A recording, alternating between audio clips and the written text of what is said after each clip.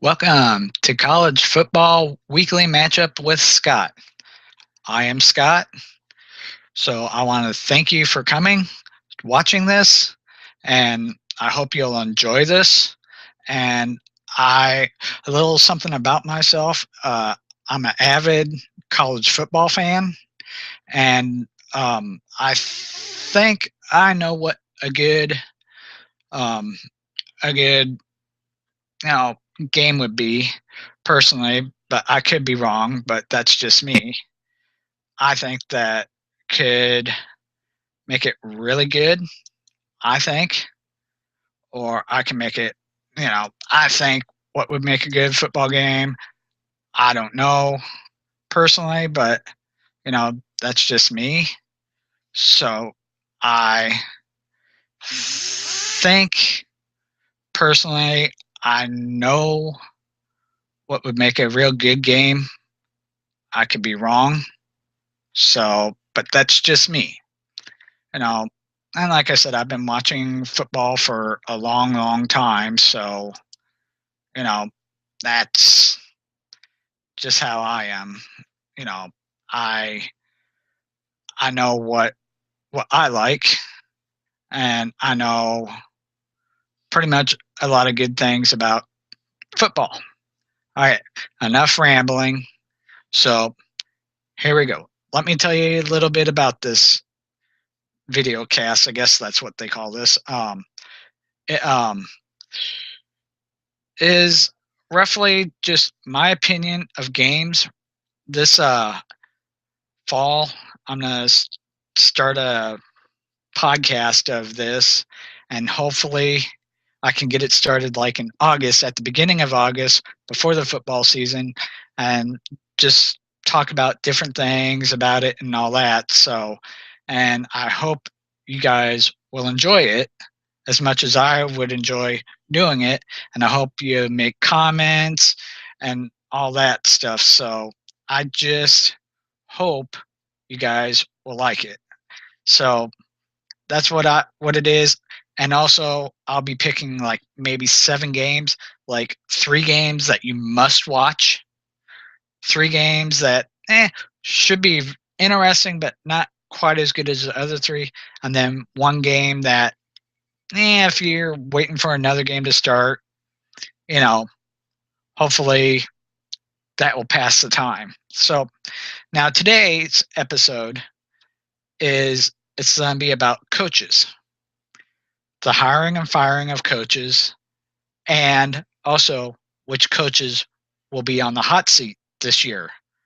So let's start out with that, and we're going to give them a grade. And I find my information on a bunch of different places.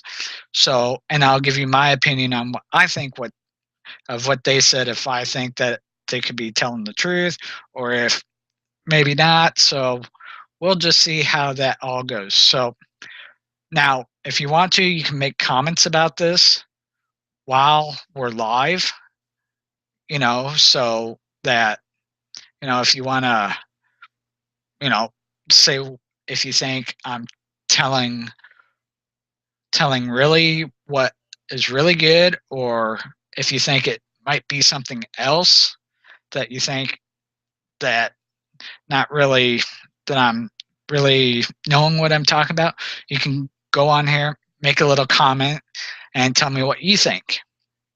So let's start out. We're going to go from the lowest to the highest. So let's start out with Georgia State. They had Trent Miles. Apparently, he wasn't doing very good, so they got rid of him. Then they ended up hiring Sean Elliott. And for this, Georgia State got a D. And the reason why they gave it a D is because perhaps the best thing to be said about Georgia State is that it is moving into the Braves' old home at Turner Field, at a Sun Belt program that is only 9-38 over the past 4 years. There is plenty to do for the former offensive coach at South Carolina, for Steve Spurrier and William Muschamp. I think that's how you pronounce it. So, you know, that's me.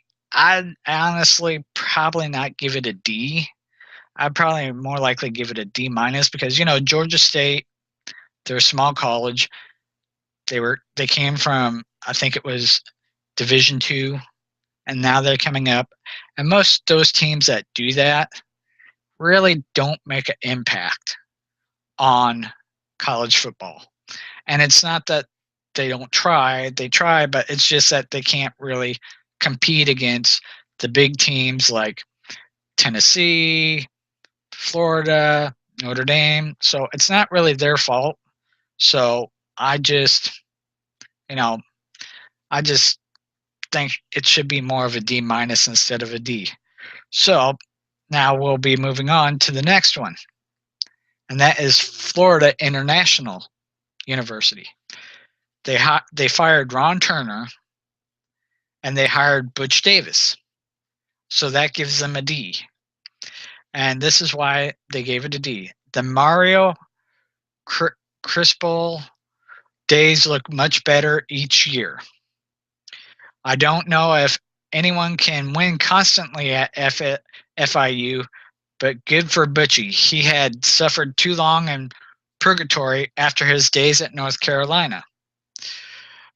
FIU doesn't offer that much in terms of faculties or a future, but at age 65, Davis is just glad to be coaching again thanks to Buddy, the athletic director, Pete Garcia. Florida International, just like Georgia State, came up. So, they really don't have much to offer, like that said. And I watched a game last year of them, and they were not that impressive at all. So they got a D for that hire. And, to me, since Butch Davis had been coaching before with North Carolina and all that, so, that's how it is, so D. So I think that's a good thing, a good grade. Now let's move on to the next one, Nevada. They fired Brian Poland and hired Jay Norville. And in the last 3 seasons, Norville had been fired at Oklahoma and served as a position coach at both Texas and Arizona State. This career assistant gets his first head coaching shot at age 53. The Wolfpack have been 7-6 4 of the last 5 years. So, the guy that they hired, he has never been a head coach. He's always been either assistant or some type of position coach and all that. And he's been fired at other places. So, does it make him a bad coach? More likely. Does it make him a great coach? Probably not going to be. But Nevada is Nevada. They're above the Georgia State and FIU, but they're still not really that great. Can they compete against other teams? Maybe, maybe not.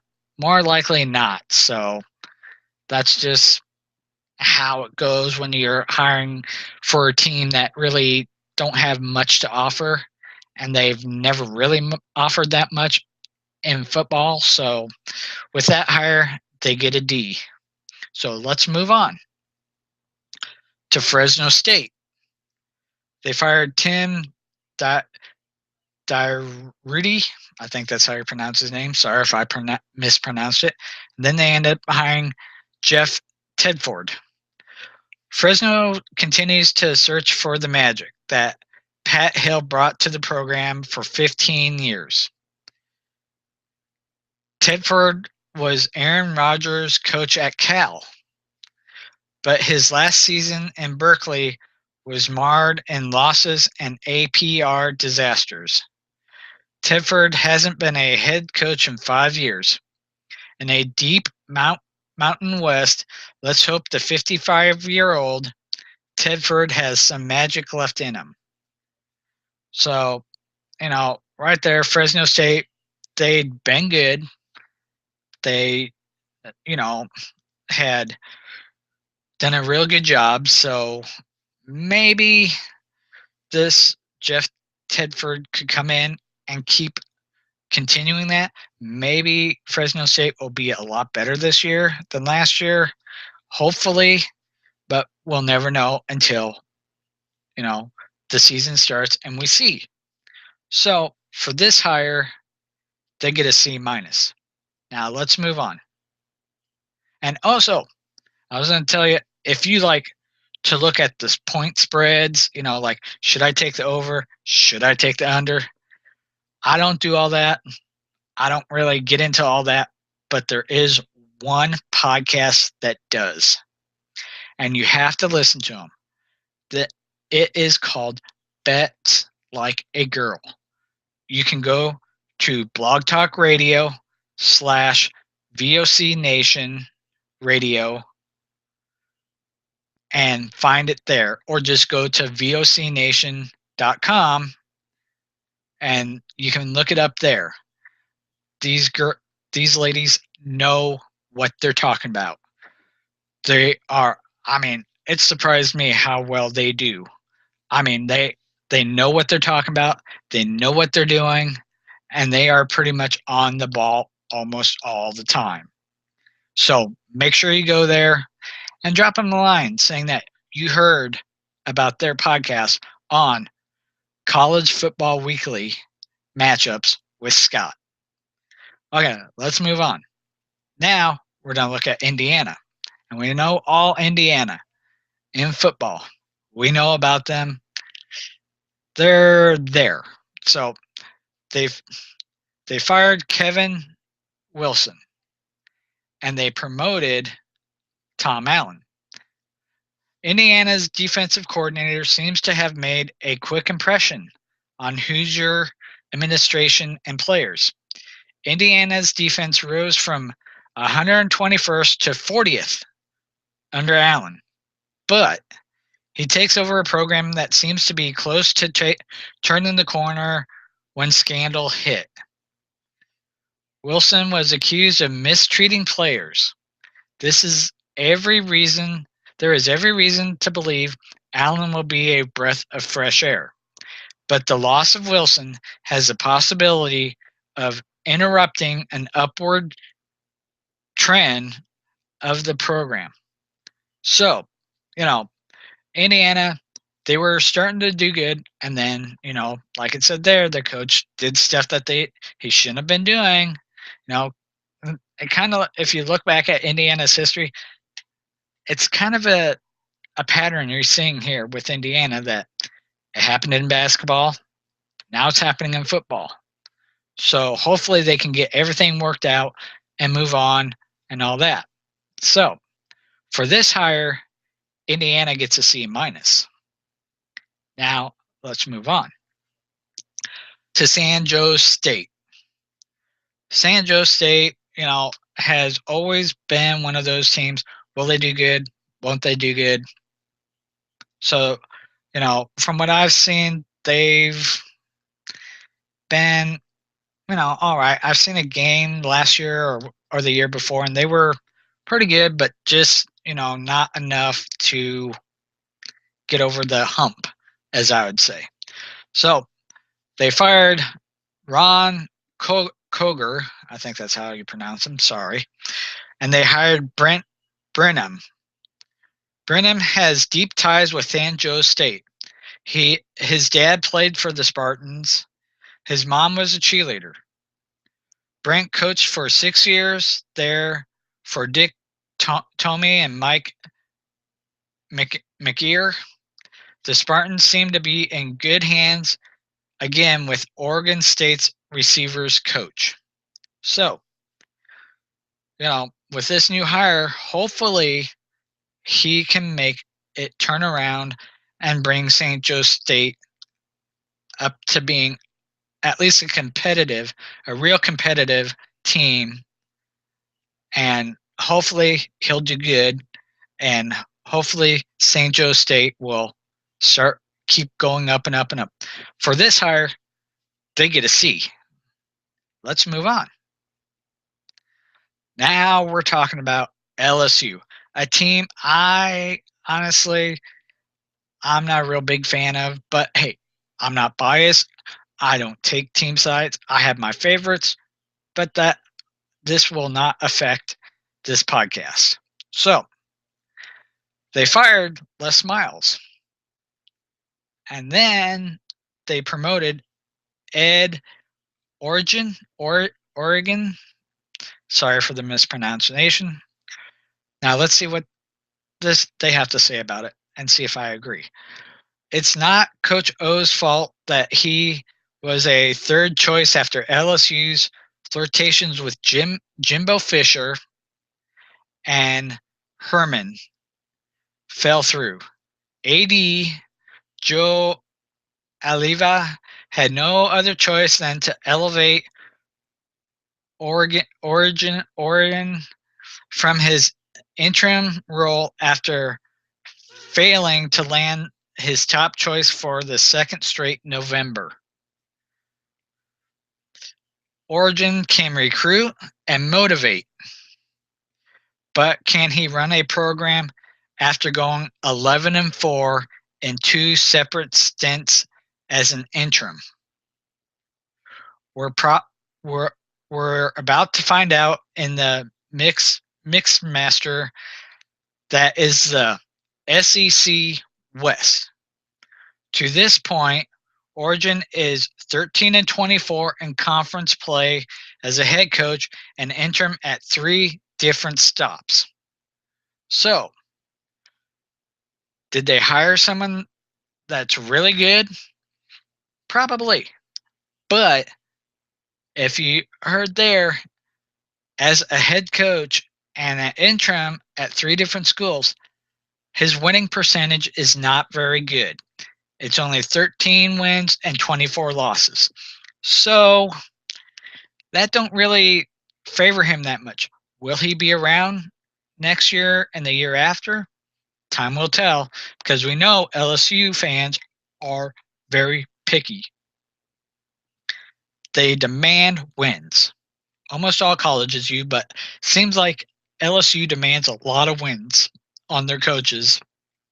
So hopefully they'll get this going and everything will be a-okay.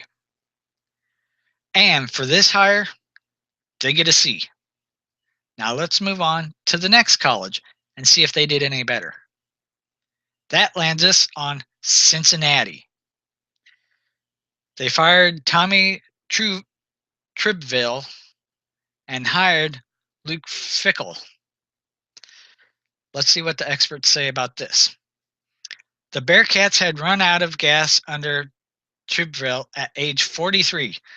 Fickle comes highly recommended as an Ohio native, former Ohio State player, and Ohio State coach. Fickle got a brutal introduction to head coaching as interim in 2011 in the wake of the Tugelgate scandal. Urban Meyer thought enough of Fickle to keep him on the staff. Cincinnati will play defense. So, Cincinnati, they got this new coach that is an Ohio native. Is that a good thing? Probably. Will he uplift Cincinnati? More likely. More than what the other coach did. So, hopefully Cincinnati can start, producing good wins and talented football players, and hopefully they can start moving up the ladder. For this hire, they got a C plus, and I agree with that one. Let's move on to one of my other favorite teams that I like, and it is Temple. Departed head coach Matt Ruhel, and they hired Godfrey Collins. Collins is one of the nation's best defensive coordinators. Unfortunately, most ADs are interested in flashy offensive-minded hires. Good for Owls AD Pat Kraft, who inherited Rawl, The future of a burgeoning program now is on him and Collins. Now, Temple, they've always been up and down, up and down, up and down. So, could they get better? Oh, yeah, they can get a lot better. Can they actually make it into championship playoffs and all that? Honestly, probably not. But you never know. With this new coach, he might bring what is needed to get them there and all that. So, you know, I don't know. Like I said, I'm a Temple fan, but I'm not holding my breath on this because Temple's one of those teams. They may win one week, they may win the next week, and then lose like 3 or 4 in a row. We won't know until the season begins. For this hire, they get a B minus. I kind of don't agree with this. I think it more should be a C. Let's move on to Purdue. Purdue fired Daryl Hazel and hired Jeff Brougham. Let's see what they say about this. AD Mike Belinsky ran a search on the down low. Apparently, he wasn't interested in Miles or Fleck. The hiring of Brougham suggests a throwback to the days of Joe Tiller, revolutionizing the Big Ten with spread offense and some guy named Drew Brees. We all know who that is. Brougham has similar upsides, having developed Brandon Doherty and Mike White at Western Kentucky. Now, Purdue is traditionally they're an all right football team. Are they the top notch in the Big Ten? No. Could they be? Of course they could be. Any team could be the top notch of their conference. But with Purdue, they've never really got past the middle or anything like that. They never really got past the middle. So I don't know if that's a good thing or a bad thing. To me, it could be a good thing. Hopefully, it's a good thing, but we never know. We won't know you know, until this season starts. So, and I don't know. They might be good, but then again, they might not. So, let's hope they are. But for this hire, they get a B. And I'd probably drop it down to a B minus just to be on the safe side. So, that's just me. Let's move on. We're going to talk. It is Baylor. We all know about the whole thing about Baylor. It's been talked about, it's been chatted about, it's been tweeted about, it's been everything. I ain't gonna comment because I got my comments, and I'm not gonna force my comments onto other people. So let's see what they say. They hired Matt Ruhal. Name sound familiar. This is one of the most fascinating hires of the silly season. Rojo essentially looked Phil Knight in the eye and turned down an offer from Oregon. We have to take the former Temple coach at his word when he says Baylor was calling.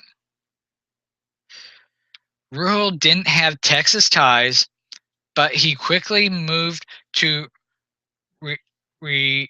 reflect that hire the head of Texas State High School Coaches Association.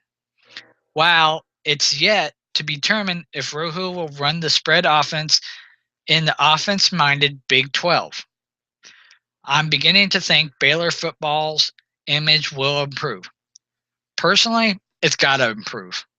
Of what the scandal did to them and all that, this coach will bring fresh air, and hopefully it will, kind of eliminate that scandal that they had. Hopefully. I could be wrong, but I'm sure it will. And this guy, Matt Ruhal, He was at Temple. He had them going up and all that. Now he's with Baylor. So maybe he'll do good with Baylor. But then again, maybe he won't. We'll just have to see and see what happens, see what all this big scandal, what it's going to do to them.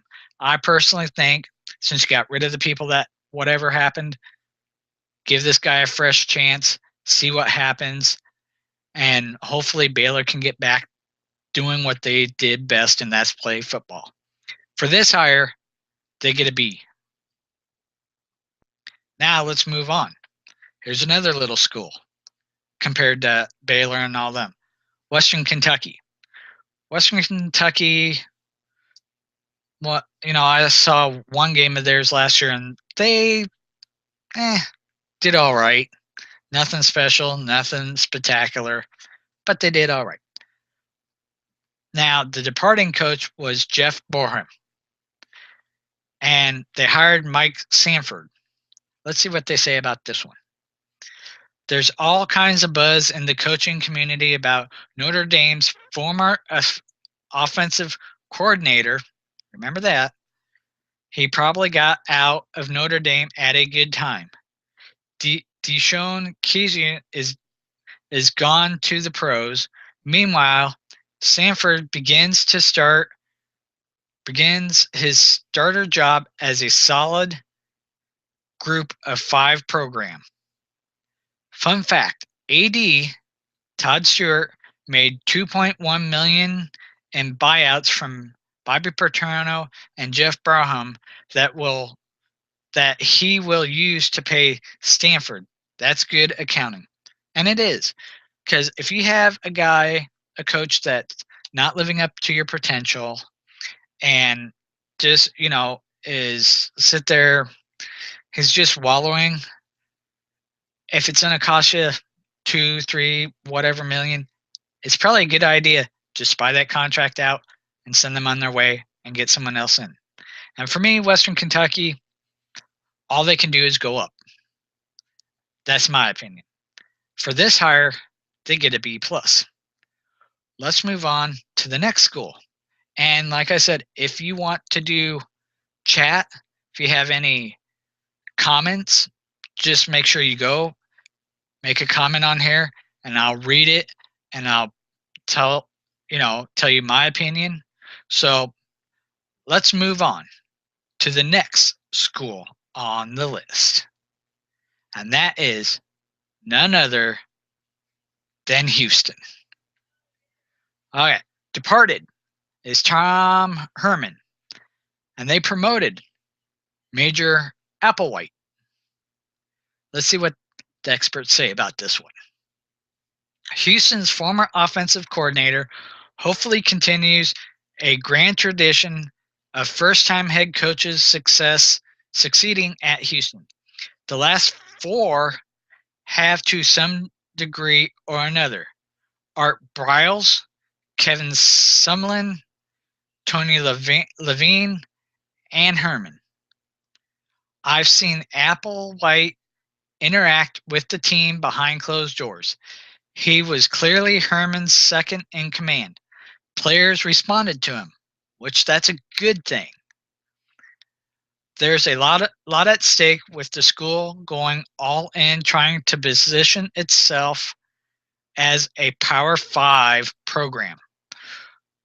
Athletic director Hunter Yurachek always knew he had his coordinators in his back pocket. He interviewed Kiffin and Les Miles. Defensive coordinator Todd Orlando had a standing offer at Texas. There should be a smooth transition to Applewhite. Houston, I didn't get to watch them, but I heard that they were pretty good. And now when you bring in another guy that connects with the players like this, he connects with them, that can be nothing but a good thing. Because you'll want a coach that connects, that can relate to his players, that can talk to his players, that the players can come to him and all that. So this will be nothing but a good thing for Houston, in my opinion.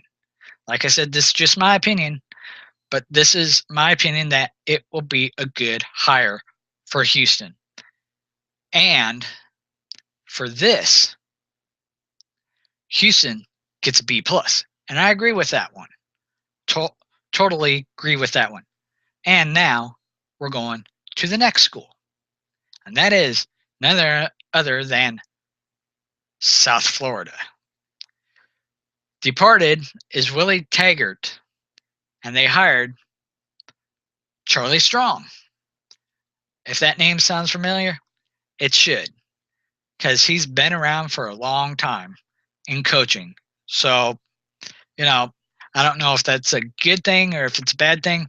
We've seen what he can do in some places, and they didn't really, you know, turn out very well, if you know what I'm talking about.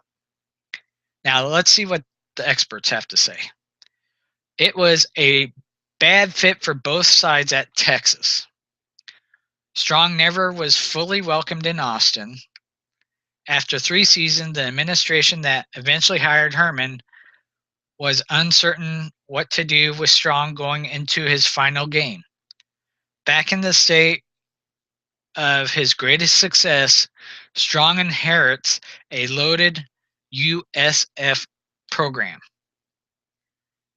So, see, Charlie Strong was with Texas, and he just, if anyone watched Texas last year and the year before and the year before that, they just wasn't Texas. They haven't been Texas for a long time, in my opinion. But now, with Charlie Strong going to South Florida, it could be nothing but a good thing for South Florida, and possibly a bad thing for all the other teams that's in that conference. If Charlie can do good things there, and if he can keep those players strong, healthy, that's the main thing in any game, in any school, is keeping your players healthy. If he can do all that, South Florida may surprise a lot of people. For this hire, they get an A minus, and me, I would more give it a B plus than an A minus. Because Charlie Strong's history ain't all that great, so maybe I probably wouldn't have gave it an A minus. I would have gave it a good B plus, but that's just my opinion. Let's move on to the next school, and this is Florida Atlantic. They fired Charlie Patridge and hired Lane Kiffin. Let's see what the experts say about this little thing. There's little downside for Florida and Atlantic. Its last 2 coaches departed for conduct issues. Charles Pinland and losing Partridge. This match was made because Kiffin needed a job and FAU needed revivance. Both sides should go into this relationship with their eyes wide open. Kiffin will provide celebrity quotes, recruiting, and most likely success. Probably in that order. FAU will provide the canvas for all that Kiffin is on and off the field. No one's wearing any promise rings here. The Lane Kiffin rehab tour begins in Boca Raton. It's going to be entertaining as hell. With me, Florida Atlantic, I've never watched them, so I don't know if they've played good or bad. But like what the expert's saying, that it should be very entertaining to watch, and hopefully he can make Florida Atlantic University a winning team in their division, conference, whatever you want to call it. And hopefully it will be a good thing for them instead of a bad thing. And hopefully he can make Florida Atlantic right up there. For this, they give him A minus. And I kind of agree with that. Let's move on to yet the next one. And that is Oregon. And we all know about Oregon. They fired Mike Helfrich and hired Willie Taggart. Chip Kelly's Camelot is all but gone, perhaps never to return. For 4 years under Kelly, Oregon chased championships, produced pros, and was involved on and off the field. These days, everyone runs the spread and dabbles in uniform combinations. The difference in Taggart is he has the energy to try to get all that back. First challenge: getting talent to come to Eugene while recruiting against Washington State, and Stanford in its own division. Taggart has been a head coach for several years and turned around 2 programs. If he can get a Quentin Flowers like talent to come to Oregon, that begins to solve what has become a chronic quarterback issue. After Matt Rhule turned down the job, Taggart was at best a second choice, but he was one Oregon was lucky to get. When the day has turned into get on the bus. So, Oregon, I agree with that. Oregon was a good college in football. I mean, they had good quarterbacks, they had good running backs, and all that. But you can have all that, but when you can't get to the national championship with all that talent, there's something wrong, and you have to get rid of that coach eventually, or it's just gonna do a spiraling down like it did for Oregon. So hopefully he'll turn it around and make Oregon good once again. Only time will tell. And for this hire, Oregon gets an A. For me, I would have gone down to maybe an A minus just to be on the safe side. But like I said, that's just my opinion. And if you have any opinions about this, you can just go ahead and type a comment on here, and I'll read it and answer it, or we can have a discussion about it. Or even next time, if you want to be on this show with me and we can talk about other stuff, be more than happy to go to College Football Weekly Matchups with Scott on the Facebook page and send a private message and say, this is what you'd like to do. Or you can go to the Twitter page at CFWMPW Scott, and you can tweet a message there. And hopefully I'm going to try to have guests on here next time or down the road, hopefully, and we'll just make this a big success, hopefully. And hopefully you'll enjoy this. So let's move on to the next one. And that is Texas. And I before I get into this, Texas is Texas. Their fans expect tons. Sometimes I think their fans expect more than what's more realistic. And, it's good for fans to do that, but sometimes it puts a little bit too much pressure on a coach, which, I mean, hey, that's all the name of the game is pressure. But, I mean, come on. There's only so much pressure a coach can handle. And, sometimes it's good. Sometimes it makes them even rise up even more. And sometimes it makes them fall, as we've learned today. So they fired Charlie Strong, and then they hired Tom Herman. Let's see what the experts say about this.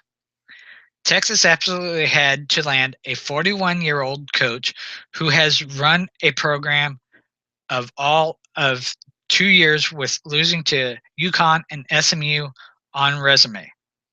Sounds complicated, doesn't it? With all things Texas, it usually is.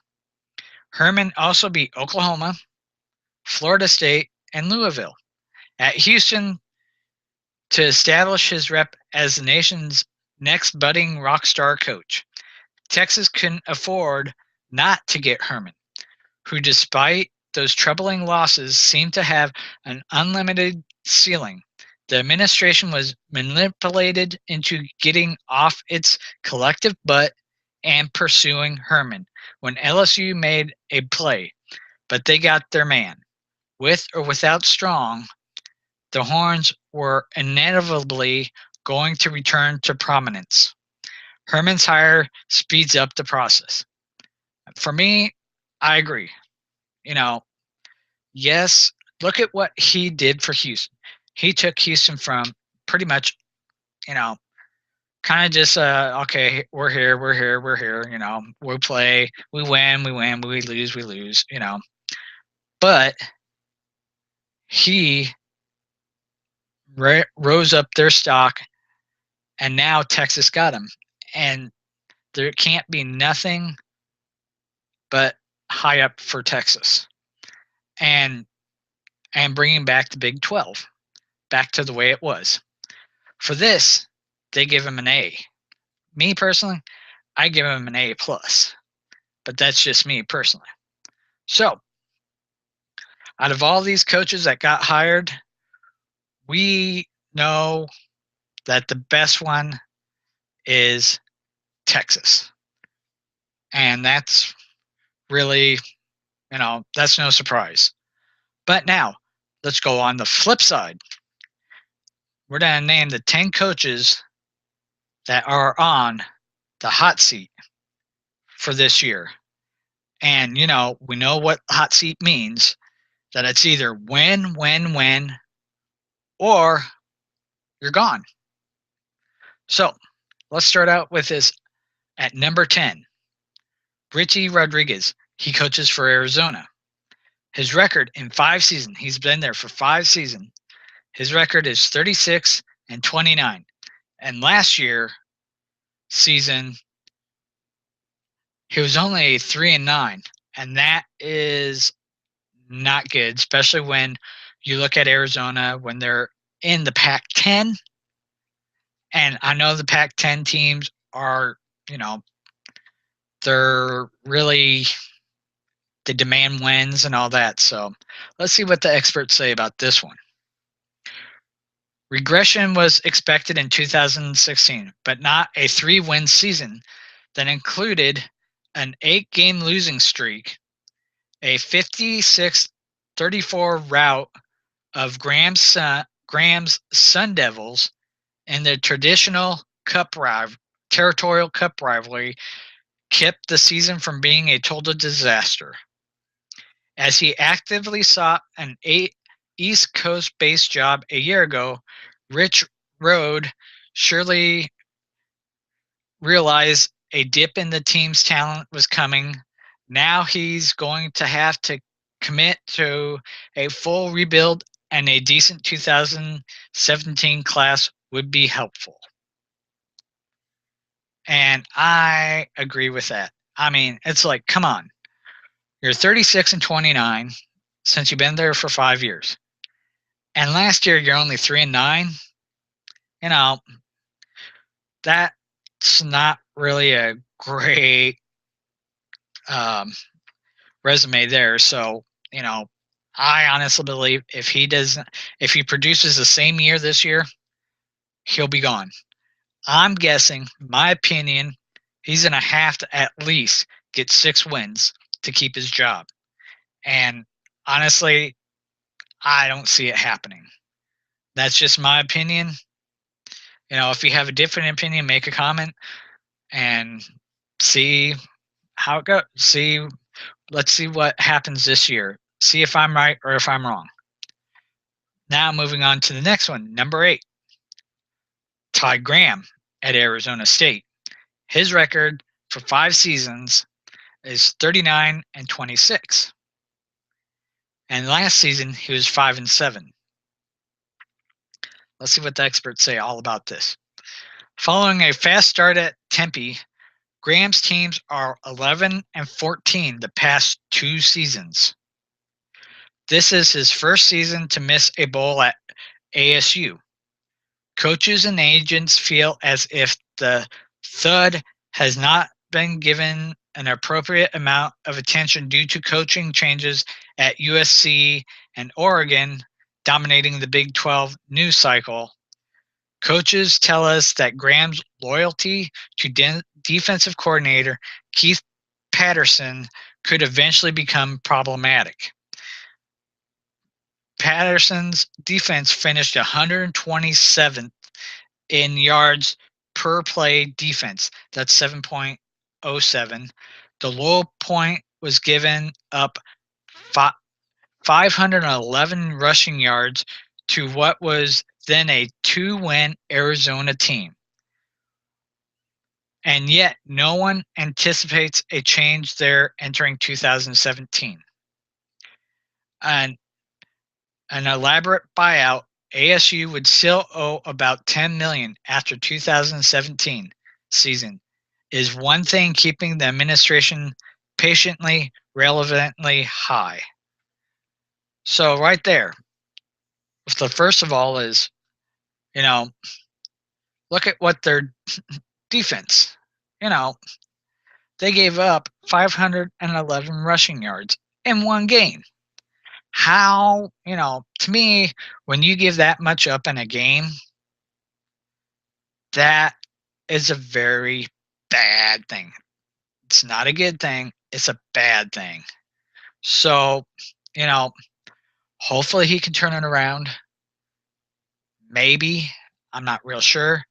But like it said, that they pretty much have no choice but to keep him around, because if they fire him, they still owe him $10 million.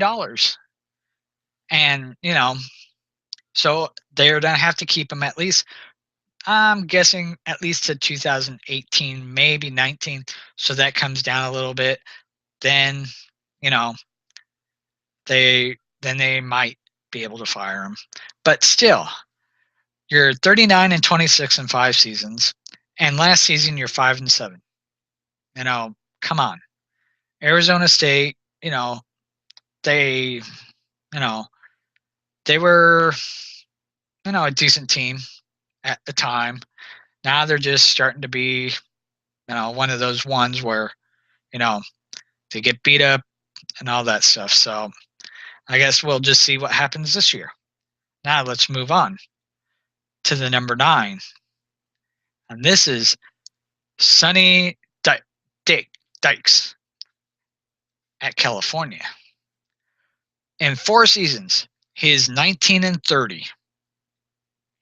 And last season, he was 5-7. Let's see what the experts say about this one. After reaching a bowl in 2015 with number 1 pick Jared Goff and a number of experienced offensive skill players, a step back this fall wasn't altogether a surprise. Allowing 12 more points per game, a Pac-12 worst 42.6 points per game was thought, and it prompted Dykes last week to dismiss veteran coordinator Art Kaufman. Goff's final season is beginning to look like the aberration fiction between the football office and the athletic department continues to be a factor in the situation.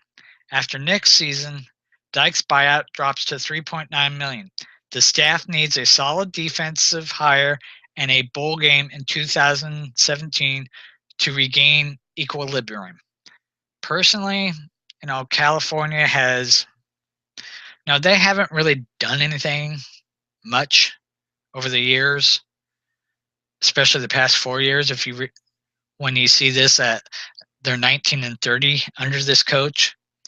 So I honestly think this is probably be his last year, Sonny Dykes' last year at California. So hopefully it ain't, but I got a funny feeling it's gonna be. And then we'll see who they can get to rebuild that team. And let's move on to number 7. Steve Adazio Boston College. Now, in the 4 seasons he's been there, he's been 23-27. And last year's record is 6-6. And they went to the Quick Lane Bowl versus Maryland. Now let's see what the experts say about this. The Eagles had to win 3 of 5 down the stretch this fall, beating bowl-bound North Carolina State and Wake Forest to get to .500 wins.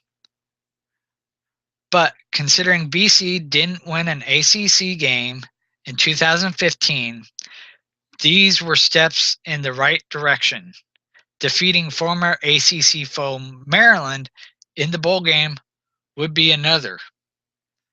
If Aderzal, sorry, third bowl trip in 4 seasons, but the program has no more than 7 victories in a season. In that time, patience is wearing thin, especially for an offense that was again ranked worst in the ACC. Okay, like Boston College. Now, they've always, they've always been up and down, more down than up.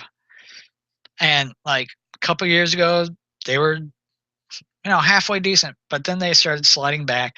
And last year, they did pretty good. They, 6-6, that's not good, but that's not terribly bad either because it could have always been worse. But I honestly think he's going to have to at least get 8 wins this season to keep his job. And honestly, I don't see that happening. So this might be his last year there. And it'll be interesting to see who they get. So, with Boston College, like I said, they've been up and down. Their biggest victory, this goes way back, if you remember, was when they beat Boston College, when they beat Notre Dame, when Boston College beat Notre Dame. That was one of their biggest wins ever. So that, can show you how long of a stretch that was. But I do think this is the last season for Boston College's head coach, and they will be looking for a new one. Now let's move on to number 6. And it is Dave Doeren from North Carolina State. His record is 24-26. And this past season, he was 6-6, and they went to the Independence Bowl against Vanderbilt. Let's see what the experts say about this. Questions about Doeren's future are more tied to this question than anything. What's fair to expect at North Carolina State? It's a good but not great job with solid resources and above average recruiting base, but it also shares a division with Clemson, Florida State, and upstart Louisville. What's the case for upward mobility among that group? Some fans believe that State should at least be comparable to Louisville. Doeren had better go find a Lamar Jackson. Until then, various coaches and agents feel as if 6-8 wins should be considered an acceptable window. Me personally, North Carolina State, like it said, they're in the same division as Clemson and Florida State and upstart Louisville. And we all know Louisville is pretty good. They're starting to be pretty good. And, Clemson, for the national champions, Florida State, they're starting to come back. I think probably if he can't get 7 wins, his job may be gone. He may be gone. I could be wrong. That's just what I think. So hopefully it will work out. Hopefully, it will work out for him and North Carolina can get back on the winning streak. But by what I've seen, and I did watch a game with them last year and the year before, I don't really think it's going to happen. Just my opinion. So let's move on to the next college. And that is none other than number 5, Cliff Kingsbury of Texas Tech. He is 24 and 26 in 4 seasons, and last season he was 5 and 7. Let's see what the experts say about this one. Kingsbury's program was already trending the wrong way and went a 66 and 10 loss to Iowa State. Ugh. Changed the mood entirely. Defeating Baylor the next week was a pacifier, but those close to the school have indicated that a $9.4 million buyout is what ultimately headed off a move. The figure drops to a more manageable $6 million next December, meaning Kingsbury's team has to produce in 2017. It's no secret the defense continues to hold back the program. The Raiders allowed an FBS worst 43.5 points per game, and they were rated 126 in yards per play allowed. The logical reaction would be to replace defensive coordinator David Gibbs, but there's important context. Gibbs is the first Tech defensive coordinator since Ralph Reffin McNeil. He was there in 2008, 2009 to complete conservative seasons in the role. But stability is key. Even if Gibbs' 2016 plan to slow build and develop high school products has been nuked for patchwork success, including 6 mid-year enrollees, the Tech staff has to nail its junior college transfers targets in order to earn more time.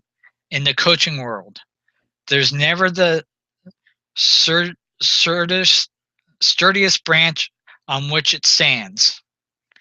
Oklahoma offensive coordinator Lincoln Riley is the name you'll hear most if Kingsbury is out.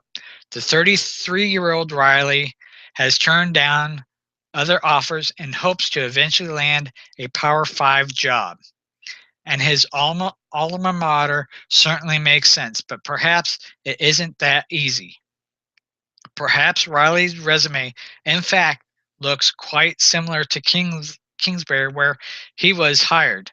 TCU offensive coordinators Sonny Cumbling, another former Tech quarterback, would have another similar resume. Given the program's glaring weakness, would it make more sense for Tech to seek a coach with a defensive background? One example, LSU's defensive coordinator Dave Aranda has a degree from the school. So right there, it just shows that if it wouldn't cost him $9.4 million to buy him out, he probably would be gone by now. But I can see why money is always the issue. We don't want to spend this much and all that. And then, in December, his contract goes down to $6 million for a buyout. And I'm guessing if he don't get at least 6, maybe 7 wins this year, he'll be gone at the end of the year.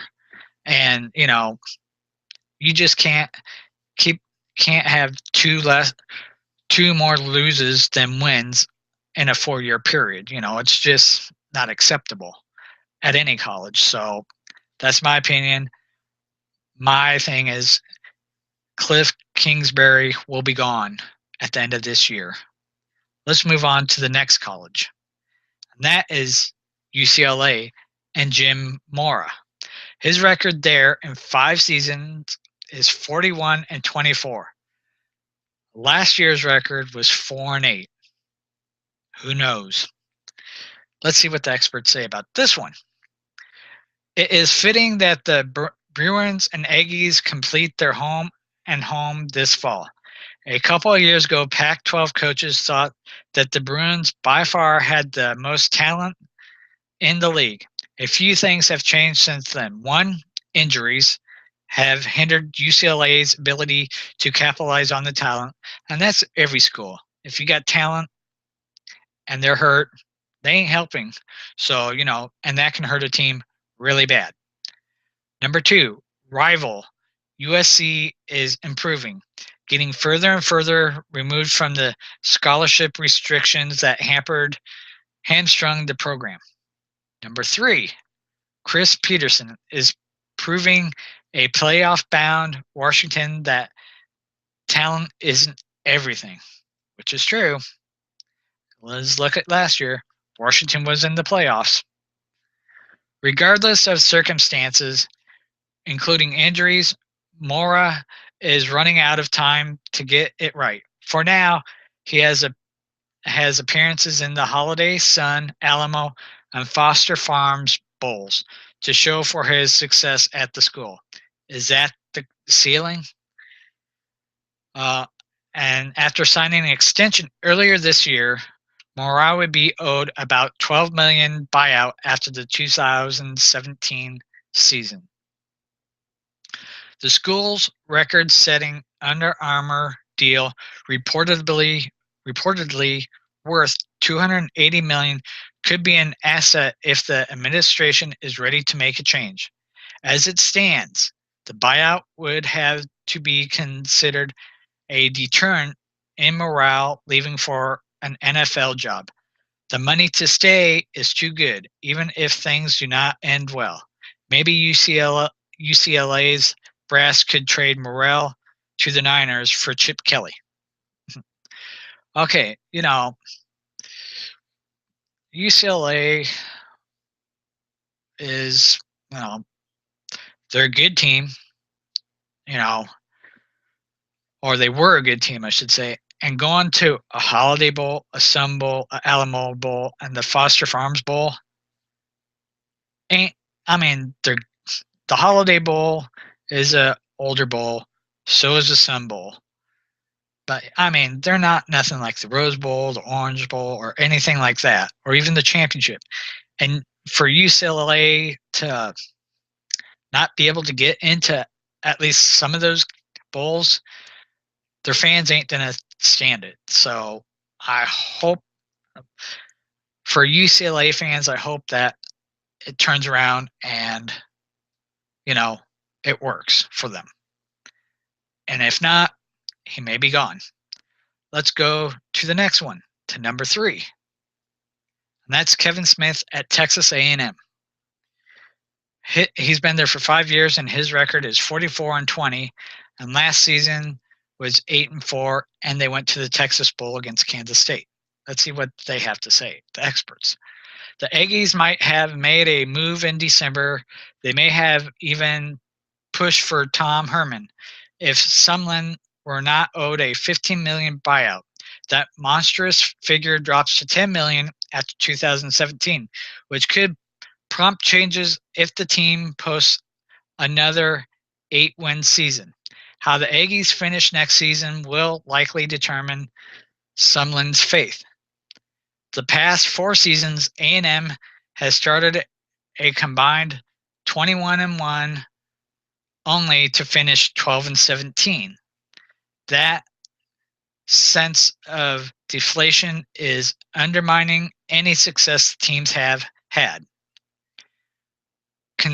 Corresponding with those finishes, A&M has not been above .500 in SEC play since Sumlin's first season, when Johnny Manziel was the team's quarterback. Wow, that's not good at all.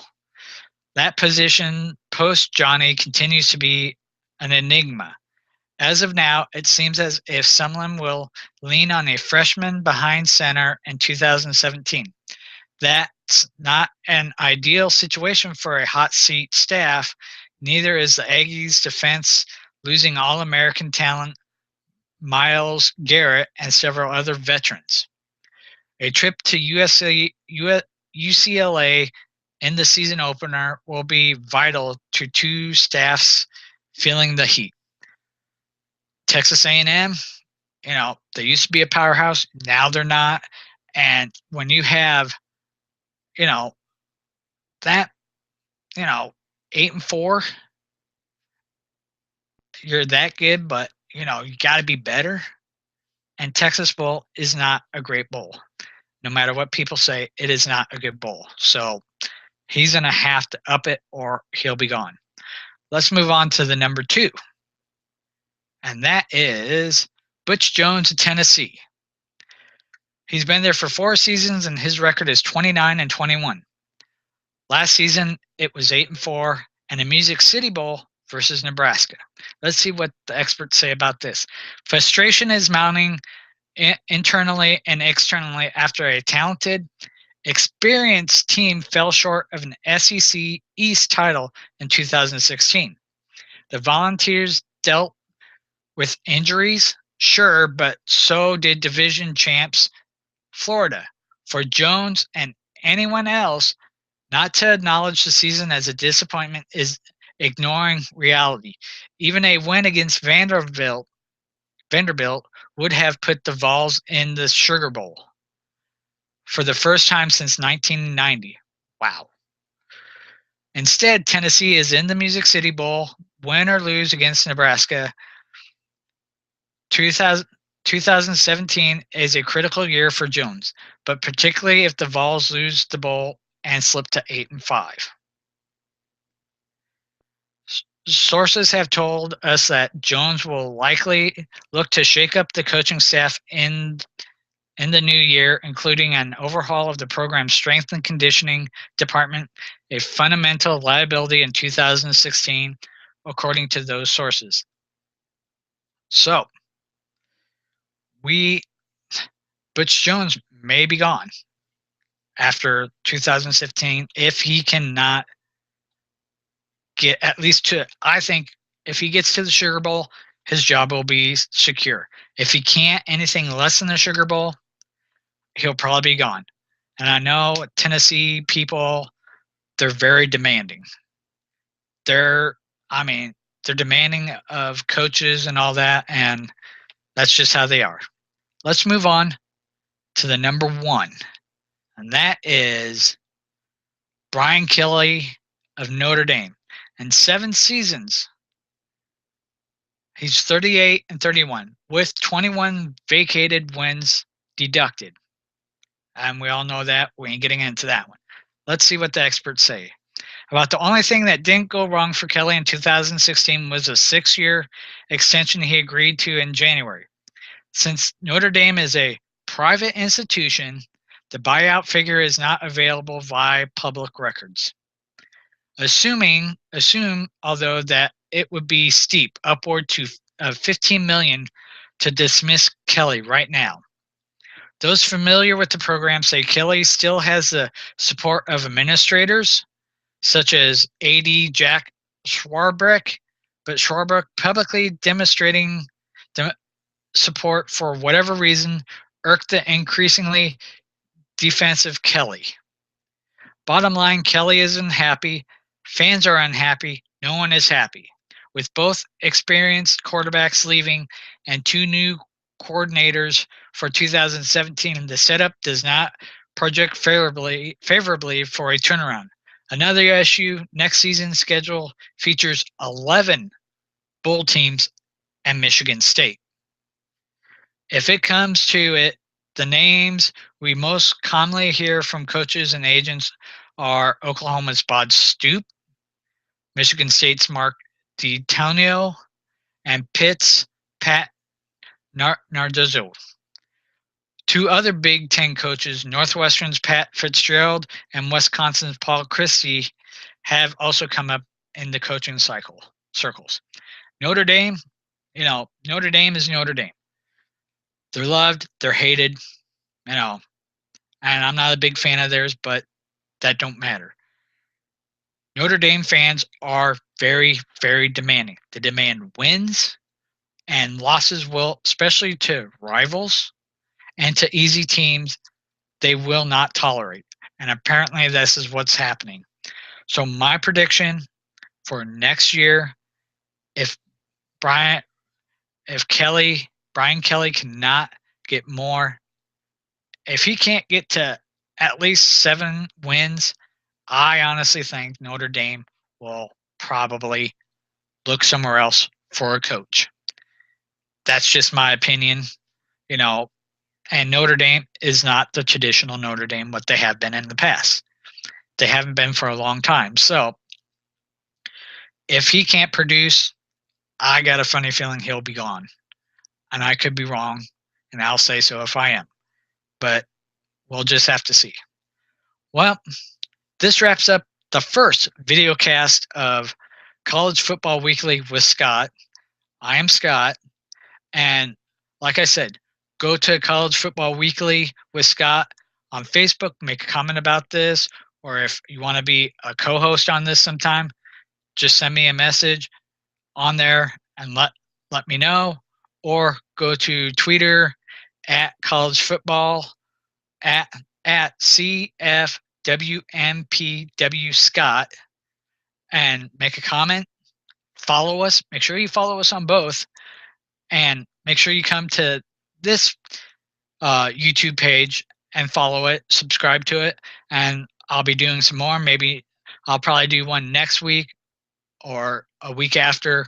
We'll see how that goes. So until next time, I am Scott, and this is College Football Weekly with Scott. And I'm glad and I'm happy that you watched. And have a good night.